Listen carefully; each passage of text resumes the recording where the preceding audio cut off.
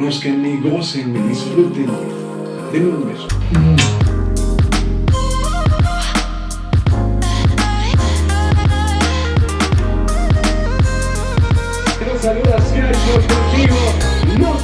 Hoy les voy a contar cómo este canal va de la mano de la historia de League of Legends. Ambos parecen estar pasando de moda y completamente alejados de lo que alguna vez nos hicieron grandes. Pero, ¿cómo llegamos a esto?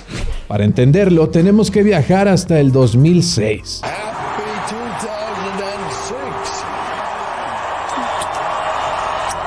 En esa época, el concepto de juego gratuito era muy diferente al de hoy. Si no jugabas RuneScape, MapleStory o Gunbound, seguro era porque estabas muy ocupado en el Dofus, Ragnarok o en mi caso en el Tibia. Este fue mi primer canal de YouTube. Lo terminé dejando por temas de copyright, pero ahí subía videos con hardstyle de fondo de nuestras frags en el Tibia. Este, por ejemplo, es el primer video en el que aparezco en YouTube. Ese es mi personaje, siendo gankeado en un video que subieron los rivales, que terminaron siendo mis amigos, para presumir que me habían bajado siendo nivel 119. 2 años y mucha historia después vendí mi cuenta y con algunos amigos del Tibia, incluidos Tiak y Biblos, nos dedicamos a jugar al WoW. El video más viejo que yo sí edité y le envié a mi guild para que lo subieran a su canal es este que están viendo aquí, con fecha del 5 de julio del 2009. En este video también es la primera vez que pueden ver el nombre de Skyshock en algún contenido. Era el nombre de mi paladín. Para 2010 me hice mi cuenta en Twitter como parte de un blog en Blogspot que hice para compartir en un listado que circulaba en 4chan, donde todos le dábamos clic a los anuncios de los blogs en la lista para hacer algo de dinero. Con solo hacerme un blog y escribir algo en él, me gané mis primeros $100 en el internet hace 18 años. Uno de los problemas más grandes para jugar al WoW en los servidores oficiales era que había que pagar una mensualidad. Con 19 años no tenía dinero para hacerlo, entonces lo pagaba dándole oro del juego a un amigo y a cambio me compraban la mensualidad. Esto unos 6 años antes de que Blizzard hiciera este método algo oficial a través del Auction House con los tokens. Sumado a esto, los martes eran de mantenimiento en el WoW. Se necesitaban entre 6 y 8 horas de mantenimiento y hasta 14 horas cuando había algún parche grande. Era un día entero entre el 2010 y el 2011 en donde no podíamos jugar, pero igual nos cobraban la suscripción mensual. Para entretenernos durante el mantenimiento, intentamos jugar varias cosas. Primero fue Dota, luego fue el difunto y resucitado Heroes of Newerth, para finalmente quedarnos jugando al League of Legends. Mi primera cuenta me la hice en noviembre del 2010, durante el parche que introdujo a Irelia como nuevo personaje. Durante el siguiente año me dediqué a utilizar todo lo que había aprendido editando en Sony Vegas y me puse a subtitular los videos de Swifty, un warrior puertorriqueño que hacía contenido del juego, ya que en uno de sus videos había invitado a la gente a que subtitularan sus videos a cambio de un teclado Razer, que por cierto nunca me entregó y me dejaron de contestar los correos. Para todo esto me hice un canal nuevo sin strikes de copyright llamado Wolf1089, casi el mismo nombre que el canal original pero con referencia a mi personaje del Tibia, por eso saludaba así en los videos. Gente, ¿cómo están? Soy Wolf1089 en este 1 de septiembre de 2011. En este canal subtitulé como 6 videos para Swifty y como pueden ver en estos correos que aún conservo, nunca me contestaron para entregarme el teclado, así que terminé borrando todos los videos y decidí hacer mi propio contenido sin tener mucha idea de qué contenido sería. El primer video en mi canal es de hecho un video de una campaña que había organizado a Teen Wins, quien en esos días era el creador de contenido más importante del WoW. Entró a ver mi canal y me mandó un saludo. Esto fue el 15 de agosto del 2011. Aunque yo siempre he considerado que es este otro el primer video oficial de mi canal en YouTube. El 1 de septiembre del 2011. En este video digo algo que todavía no sabía que terminaría cambiando mi vida para siempre. También les recomiendo que chequen la cajita abajo de mi video, le den clic al link para jugar League of Legends. Aparte tengo pensado hacer tutoriales explicando las cosas básicas. No estoy diciendo que yo sea el mejor jugador, ni mucho menos, pero entiendo un poco de la mecánica del juego. En algún momento del 2011, mi grupo de amigos me invitó a jugar League of Legends. Me lo vendieron diciendo que era como jugar arenas y que era como Dota. Pero la gran barrera del Dota en esos días es que había que primero tener el Warcraft 3.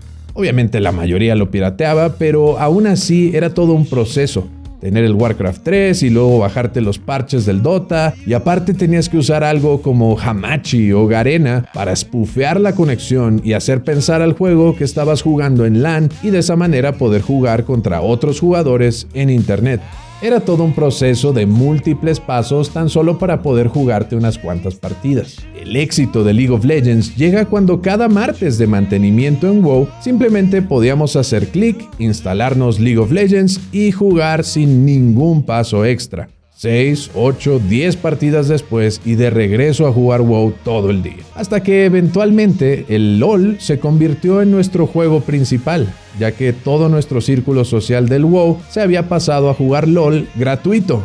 Un juego de buena calidad con grandes mecánicas que se sentía premium sin tener que pagar un centavo y menos una mensualidad. La realidad de los juegos como Tibia, que eran supuestamente gratis, era que eran injugables si no te pagabas una mensualidad. Al no pagar la premium, no tenías acceso a tener casas o a las mejores zonas del juego, ni chance de pelear contra mejores monstruos, subir nivel más rápido o conseguir los mejores ítems. Todo eso estaba bloqueado tras la paywall y la mayoría de los juegos gratis alrededor de 2010 tenían sistemas similares con contenido esencial escondido detrás de una barrera de pago. League of Legends llegó para ofrecer una modalidad de juego que para ese entonces 1 hora de partidas era muy poquito. Hay que pensar que hacer una raid en WoW, si no la tenías farmeada, podía tomar semanas o incluso meses de intentos hasta poder bajar a todos los bosses. Una sesión de raids podía tomar 4 horas y en juegos como Tibia, algo como la quest de Pits of Inferno, era una aventura de hasta 8 horas. En League eran partidas de cuando mucho 1 hora con buenas mecánicas, buen aspecto, buena música y buen lore, con buenos personajes completamente gratis, con nada del contenido esencial del juego escondido detrás de una paywall. Ahora, de mi lado en YouTube, para 2011 todavía era muy temprano para estar haciendo las cosas que estaba haciendo. El primer problema que tuve fue de copyright. La guía de campeones más vieja que hay en mi canal es la de Mordekaiser, en donde vino a dejar un comentario Dyrus, el legendario top laner de TSM.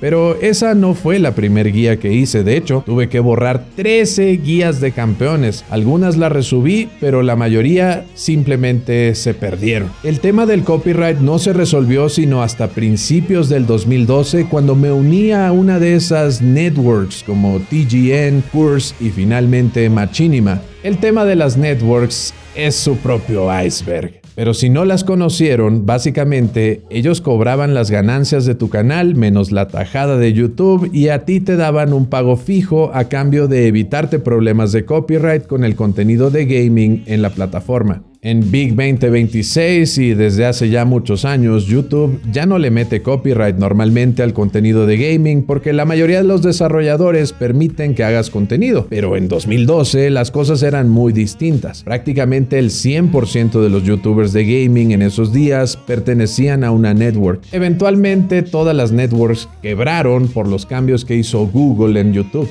Mientras yo lidiaba con problemas de formatos y lo primitivo que era YouTube en ese entonces, League of Legends estaba teniendo mucho éxito con su programa de referidos, en donde creadores de contenido compartían un enlace de inscripción y si sus seguidores se registraban y llegaban a nivel 5, te daban un boost acumulable de IP por 4 victorias en tu cuenta, el equivalente antiguo de la esencia azul. Con el IP te comprabas campeones y también las ya caducas páginas de runas para incrementar stats en el juego. Al llegar a 200 referidos te daban 10,000 RP y muy pronto llegué a los 350 referidos y por eso en mi cuenta original de Norteamérica tengo al Twitch medieval que era el premio por llegar a eso. Lamentablemente para mí hubo un gran drama con el sistema y no alcancé a llegar a tiempo a los 500 referidos para que pusieran una placa con mi nombre en las oficinas de Santa Mónica, California. Aunque de una u otra forma terminé dentro del juego, aunque sea en la versión latina.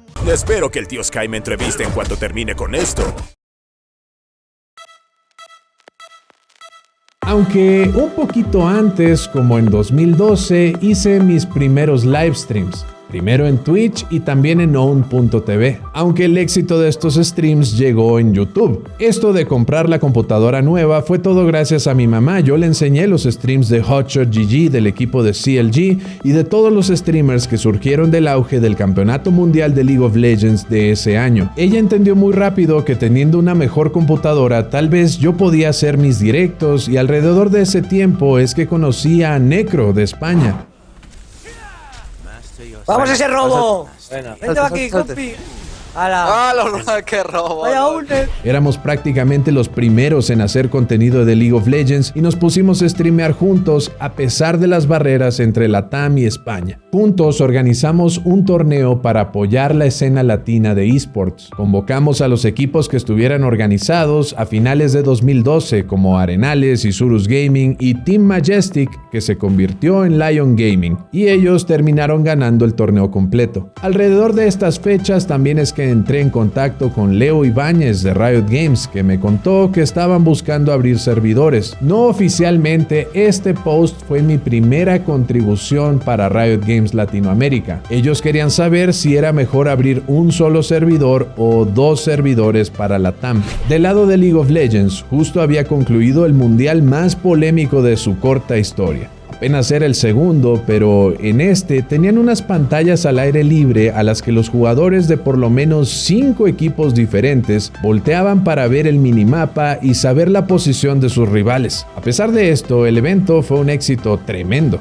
A diferencia de ahora, en donde se lanza un juego y el mismo día o a lo mucho en 2 semanas ya sabes si fue un fracaso o no, en 2009 que lanzaron League of Legends, la competencia por tu tiempo y las opciones de entretenimiento no eran lo que son hoy. LoL tuvo muchos años para desarrollarse y mejorarse a sí mismo como videojuego, antes de que decidiéramos si era un buen juego o si era un juego muerto. Todo parecía ser una mezcla de situaciones que propiciaron el éxito de League of Legends, la decaída del World of Warcraft, la aparición de sitios como Twitch y el streaming en YouTube. Justo surgieron las networks de partners para los creadores de contenido que queríamos hacer videos y ganar dinero con eso, el sistema de referidos, el éxito que tuvieron los esports de LoL de la mano de TSM, CLG y jugadores como Hotshot GG, Dyrus, The Rainman, Afromu, Reginald y la aparición de otros que tal vez no eran profesionales pero levantaron grandes audiencias como Phantom Lord. Por parte de Riot Games, algo que supieron hacer muy bien, aparte de hacer un juego verdaderamente gratuito, fueron las actualizaciones constantes. Lanzaron casi 70 personajes nuevos entre 2010 y 2012. Simplificaron la forma de jugar Dota, que necesitaba de 1000 pasos para solo jugarlo, y simplificaron el gameplay, la jugabilidad, al eliminar cosas como darle el last hit a tus propios minions para denegar al rival. Esta casualización de los videojuegos es una forma de impulsarlos hacia un mercado masivo, y esta jugada es algo que Riot también sacó de Blizzard. Wizards, sorcerers, and enchanters mastered powerful magic and mystical arts. EverQuest era el rey de los MMO desde el 99 hasta que lanzaron WoW en 2004. Aunque tenía varios problemas que Blizzard solucionó, el primero era las pantallas de carga constantes. No podías entrar a un bosque o a cualquier área cercana sin tener que esperar por lo menos 30 segundos de carga. Otro era que después de cada pelea tenías que meditar unos 5 o 10 minutos para regenerar tus recursos y si morías, tu cuerpo juego se quedaba ahí con tus ítems y los podías perder. Tenías que regresar a recuperarlos desnudo si podías y también perdías experiencia o hasta niveles si te morías mucho. WoW prácticamente desapareció las pantallas de carga, al menos dentro del mundo abierto, y también introdujo agua y comida para recuperar maná y vida sin tener que estar meditando. Sin mencionar que no perdías tus ítems ni tu experiencia a la hora de morir. Sumado a los gráficos menos realistas y más caricaturescos que permitían que computadoras de baja gama corrieran el juego, con estos cambios hicieron un EverQuest más sencillo, más accesible, que te castigaba menos por jugarlo, y hubo muchas críticas. Decían que era el EverQuest para niños, que los juegos ya no eran como antes. Lo mismo que dijeron los del Dota con League y lo que dijeron los del PUBG con Fortnite o los de Tarkov con Ark Raiders. Por mi parte también tuve mi propia combinación de eventos favorables. Dado el éxito del canal para principios de 2013, hablando con gente de Riot me ofrecieron dos opciones. Una, seguir con mi canal como hasta ahora y colaborar de vez en cuando con ellos para promocionar el juego. Y la otra, cumplir el sueño que tuve desde niño y trabajar en una empresa de videojuegos. Yo nunca quise ser bombero, ni policía, ni doctor, ni abogado. Lo único que quería desde que tengo memoria era trabajar en una empresa de videojuegos. Hoy entiendo que los niños crecen queriendo ser youtubers, influencers, tiktokers, pero en 1997 yo no pensaba en otra cosa más que algún día trabajar en una empresa de gaming. A estas alturas apenas tenía 1 o 2 años de ganar dinero con YouTube y no había ninguna garantía de nada. De vez en cuando, al día de hoy, llega alguno a mi stream y me deja un comentario de que mi canal hubiera sido 10 veces más grande si me hubiera quedado a hacer contenido de League en lugar de irme a trabajar para Riot Games, pero eso es opinar con el periódico del lunes. La realidad es que fue una decisión muy fácil que en su momento muchos me reprocharon porque tuve que dejar de hacer tanto contenido en mi canal, pero no dejé de hacer el contenido del todo, simplemente cambiamos de plataformas. Con Riot hice mis propias guías de campeones, elaboradas con herramientas internas, algo a lo que nunca podría haber tenido acceso, y durante muchos años fuimos el stream número 1 de Latinoamérica, con los torneos teniendo 30,000 espectadores o más cada semana y 150,000 en finales o en mundiales varias veces por año. Tuve la oportunidad de producir contenido como el podcast de La Grieta del Invocador con Sirdal, en donde entrevistamos a desarrolladores. Gracias a nosotros, Riot Games desarrolló metodología interna que permitió localizar la presentación de campeones para todo el mundo. Nosotros lo iniciamos con la primera presentación de Atrox. De hecho, el expositor de campeones de Yasuo en España fue editado por mí personalmente. Desde el punto de vista de mi audiencia, los había traicionado o había vendido mi alma a Riot. Pero desde mi punto de vista, pude cumplir mi sueño de niño y seguir haciendo un contenido que nunca hubiéramos podido hacer por nuestra cuenta, al mismo tiempo que pude conocer el continente entero y trabajar en Los Ángeles, Costa Rica, Colombia, Argentina, Chile y Brasil. La razón por la que ya no está disponible nada de ese contenido en el canal oficial es su propio iceberg. Si te fijas, el canal ahora solo tiene videos desde 2018, cuando en realidad fue creado en 2013. La mayor parte de este contenido, como el podcast de la Posada del Invocador o las guías de campeones con herramientas oficiales de Riot que me permitían jugar con ángulos de cámara y cooldowns, son lost media, salvo por algunos que tengo subidos en privado a mi propio canal. ¿Qué? ¿Eso no les impresiona? Pues preparen sus ojos para el nuevo y mejorado Galáctico es mi segundo nombre, pero tú puedes llamarme Señor Supergaláctico. en la guía de campeones.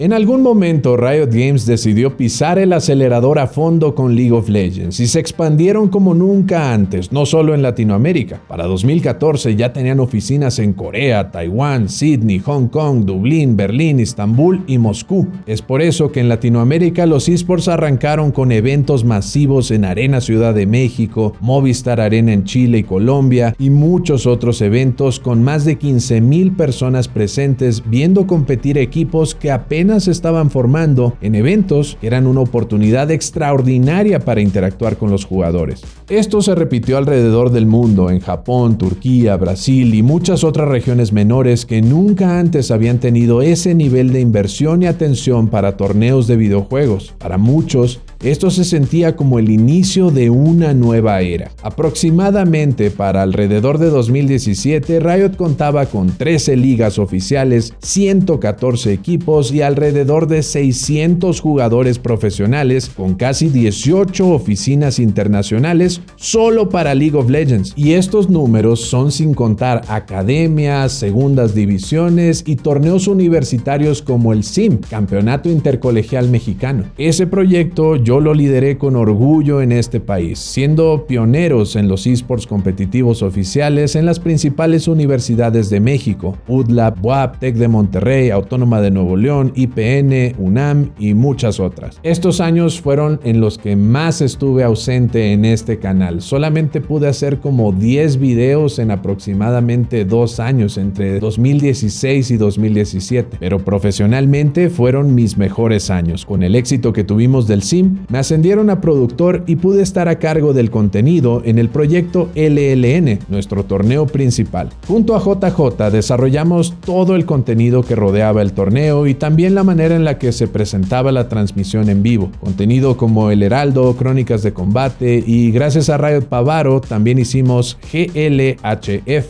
que en inglés sería Good Luck Have Fun, algo que se dice antes de cada partida, pero para nosotros era Grandes Luchas Heroicas y Fantásticas, un concepto en donde Pavaro comisionaba a distintos talentos artísticos mexicanos para animar las jugadas que nosotros les indicábamos y hacer un video divertido. Este producto por sí solo fue muy viral, incluso en el Reddit oficial de League, cuando hacíamos las jugadas internacionales del campeonato mundial. También hacíamos los documentales enfocados en los jugadores y organizábamos la presentación de los eventos, por ejemplo, la forma en la que abríamos siempre con tomas de Ciudad de México para establecer en el show dónde se estaba jugando la competencia.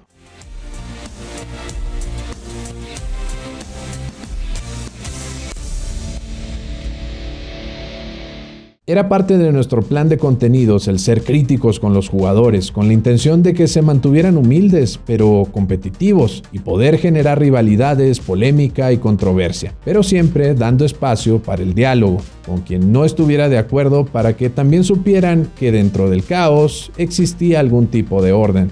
Detalles como la música, el look del set, hacer a personalidades e influencers del juego parte del show, también hacer responsables a los Rioters y que dieran la cara cuando algo no salía bien, así como la identidad visual, desde el logo hasta las pantallas de selección y bloqueos, eran todos con la idea de que se sintiera que estabas viendo una competencia deportiva y no un chiste que no debió ser tomado en serio. Lamentablemente, todo lo que sube tiene que bajar, y nuestros días estaban contados.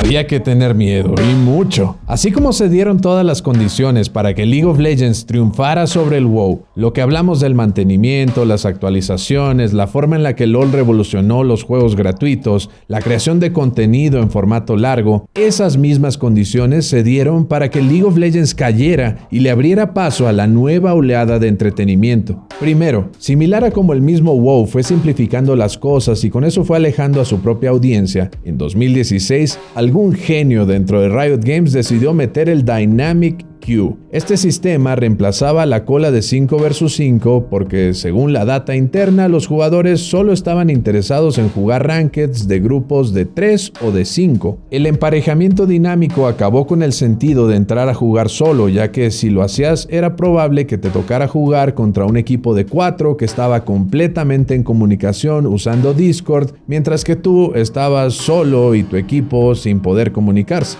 El rank de solo queue dejó de importar y la gente decía que Riot ya había perdido la noción de lo que los jugadores querían cuando, en lugar de revertir el cambio, aseguraron que el solo queue no volvería nunca más. Algo que terminó siendo mentira porque en 2017 el solo queue volvió.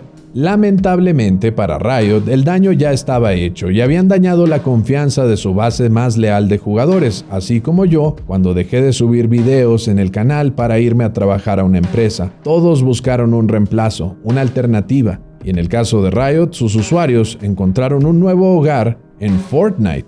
Epic Games introdujo un sistema de temporadas en donde con cada temporada el mapa cambiaba. No era siempre el mismo viejo y aburrido mapa todas las partidas. También había colaboraciones con grandes artistas y al no tener personajes claramente definidos, el universo entero podría ser un personaje del juego, incluso los mismos personajes de League of Legends. Dentro de este cóctel de situaciones que acabaron con el auge de League of Legends, también sucedió que justo en 2016, cuando tomaron la pésima decisión del emparejamiento dinámico, ese año apareció Pokémon Go y junto a ellos Honor of Kings. Ambos convirtieron el 2016 en el primer año en el que los juegos mobile generaron más dinero que los juegos de PC, una marca histórica que los juegos de computadora no han podido recuperar al día de hoy y 10 años después no parece que estén cerca de hacerlo nunca más. Y hablando del Honor of Kings más o menos por esas fechas, alrededor de 2015,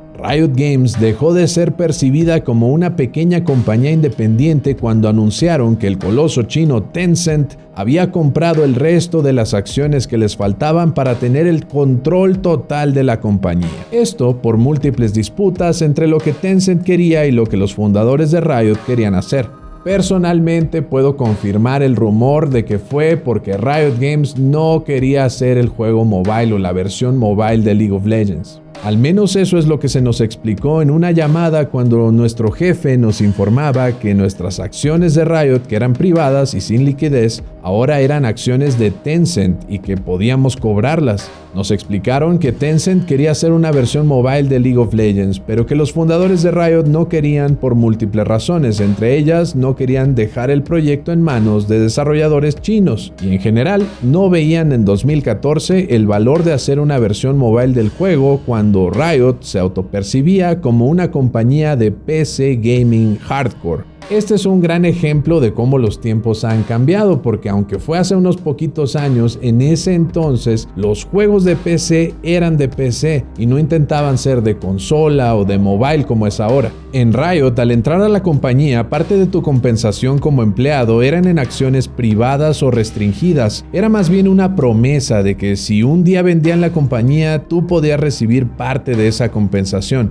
Personalmente, y siendo un empleado sin ningún tipo de puesto ejecutivo, en una oficina regional, contaba con 18,000 acciones que se convirtieron en acciones de Tencent. Ahora imagínense, algunos de mis compañeros que sí tenían esas posiciones ejecutivas, se compraron casas en Los Ángeles, en la playa, otros se fueron para fundar sus propias compañías o perseguir sus carreras artísticas, musicales y todo lo demás, con esos ingresos que les llegaron. Esto causó un éxodo interno de talento esencial del cual Riot aún no se ha podido recuperar del todo. Por si fuera poco, Tencent, un mes antes a todo esto, había lanzado Honor of Kings en China, un clon de League of Legends que usaba fórmulas matemáticas internas como las que definían la progresión del oro y el escalado de los ítems, pero adaptadas a un juego mobile. El mapa y los personajes eran prácticamente los mismos. Para acabarla de joder, el juego fue un exitazo. Al día de hoy no solo es el MOBA, posiblemente sea el juego más jugado del planeta, registrando 139 millones de usuarios en un solo día a finales de 2025, comparados a los 30 millones que tiene League. Un año después de lanzar Honor of Kings en China, se internacionalizaron con Arena of Valor para buscar llegar a las audiencias occidentales, mientras que al mismo tiempo trataban de apagar la flama del Mobile Legends, la respuesta de ByteDance al éxito de Honor of Kings. Para 2018, prácticamente toda la jerarquía de Riot había sido alterada y los fundadores, Mark Merrill y Brandon Beck,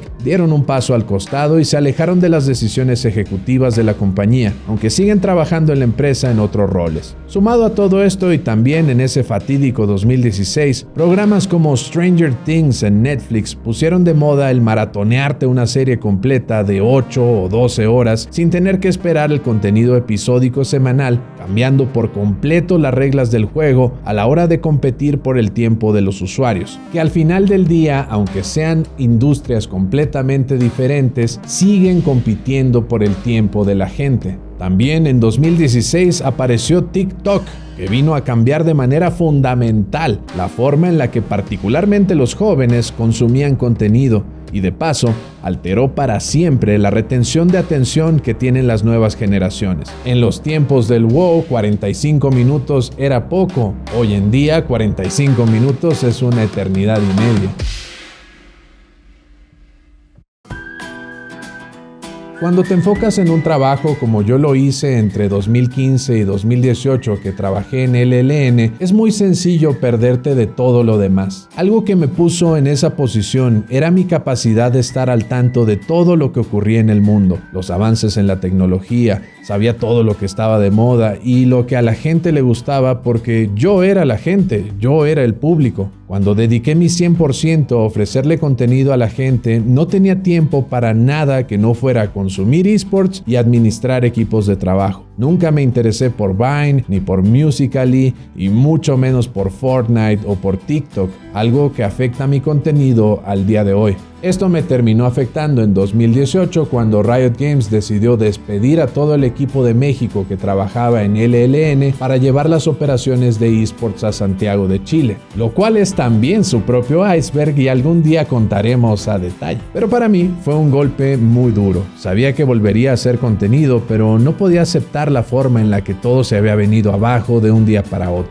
Yo pasé gran parte del 2018 preparándome para ese eventual despido, haciendo mucho contenido para el canal. El contenido fue bien recibido, pero muchos de los comentarios confundieron mis críticas de cómo la LLA estaba destinada a fracasar con que yo odiaba League of Legends o esperaba que Riot Games fracasara. La LLA y la oficina de Latinoamérica es una cosa, League of Legends es otra. Al día de hoy no me pierdo un mundial o un MSI, es algo que me apasiona, es algo que me divierte y es un mundo de información que tengo en la mente para la cual ya no tengo ningún uso porque un segmento amplio de los jugadores pensaron que por advertir desde mi experiencia sobre lo que iba a suceder era lo mismo que odiar al juego, que más tiempo y esfuerzo y sacrificio le he dedicado en mi vida. Yo no puedo odiar a League of Legends ni a su comunidad, pero en algún punto su comunidad parecía odiarme a mí por expresar mi genuina preocupación y hablar desde mi experiencia. Levantar la voz me convirtió en enemigo para la oficina de Latinoamérica y me intentaron bloquear y censurar en prácticamente todas las empresas donde trabajé.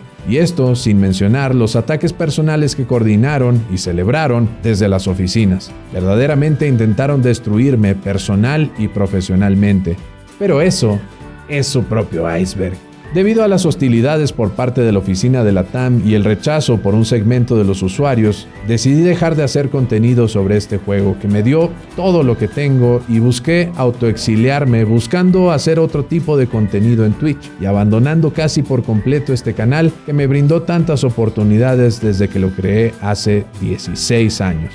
Gracias a mi exilio pude trabajar en Televisa un rato y conocí y trabajé junto a mi héroe Gus Rodríguez, un pionero del contenido de videojuegos en México y la mente detrás del doblaje latino de Shrek, entre muchas otras cosas. También tuve el honor de poder narrar, aunque fueran unas partidas de FIFA, junto a Cristian Martinoli, el narrador más importante del país, y pude aprovechar el boom del streaming en pandemia firmando un par de contratos con Twitch que me cambiaron la vida para siempre y me dieron la oportunidad de tener nuestra propia casa. Lamentablemente, como es común, cuando uno tiene las cosas aseguradas, es cuando caes en esa zona de confort. Y desde hace un par de años, mi stream en Twitch se ha convertido en algo rutinario. Mis ganas de crear contenido siguen ahí. Y lo he demostrado, por ejemplo, con Yohu, un canal que me hice de la nada y de la nada tuve éxito utilizando esto para buscar entrar de nuevo en la dinámica de creación de contenido.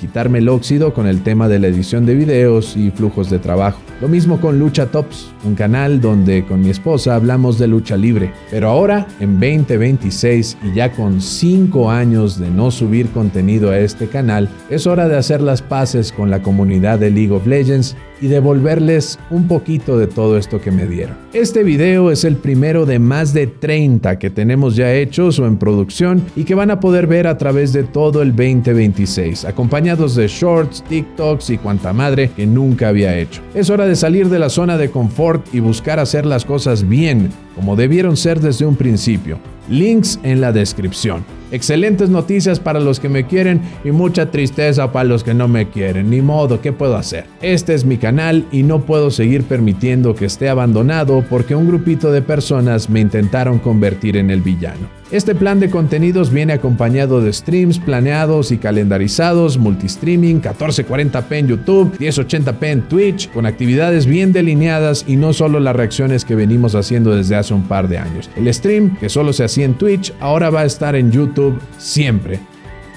Este es un ganar-ganar para todos los que me quieren y no me queda nada más que decir que como siempre yo fui Skyshock y nos vemos hasta la próxima.